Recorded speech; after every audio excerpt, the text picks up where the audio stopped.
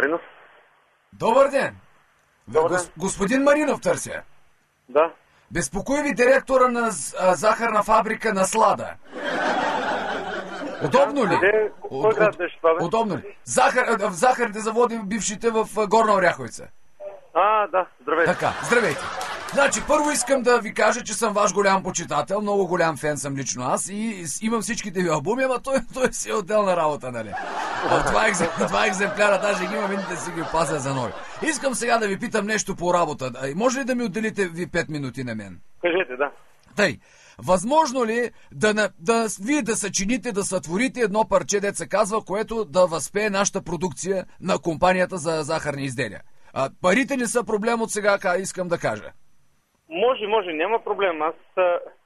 Възможно е това. Трябва да стане през септември.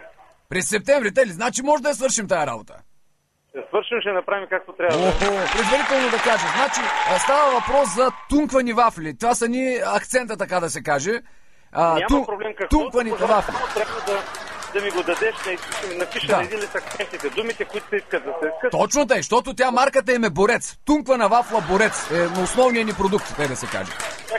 Нека да се видим. Обади ми се след 15-ти. Значи звънкам пак и готово сме с... Може да помислим по този въпрос. Ще поговорим и ще го измислим. Окей. Защото аз се замислям и сух качамак да правим, а това е въпрос, нали, на друг разговор. Добре, много благодаря, Веско. Всичко хубаво и успех на концерта, дет се казва. Благодаря много, шеф. Чао, до чуване.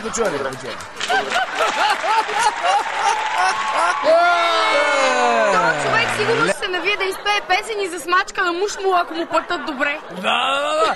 Дори не го казвай това, защото като нищо Евтим вече е почнал да търси рима на мушмула. Ако трябва да бъда сериозен обаче, той Веско излезе, меко казано, доста комерциален тип, нали? Ако иска да ме убеди в противното, да заповяда на гости при нас! Тука!